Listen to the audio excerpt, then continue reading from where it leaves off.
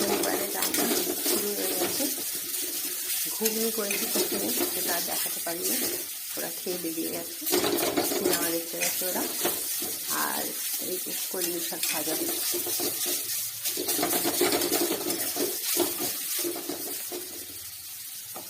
ওরা মানে আমার ছেলে আর ছেলের বউ।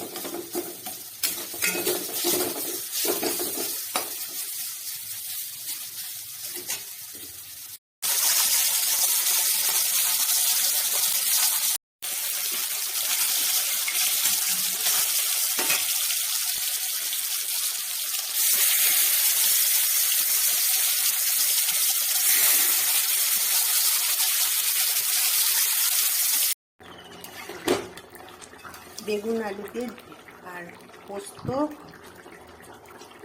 একটু সাদা সর্ষে দিয়ে ভেটকি মাছের গা মাখা মাখা করছি। সাদা সর্ষে ধনেপাতাগুলো দিয়ে দিই।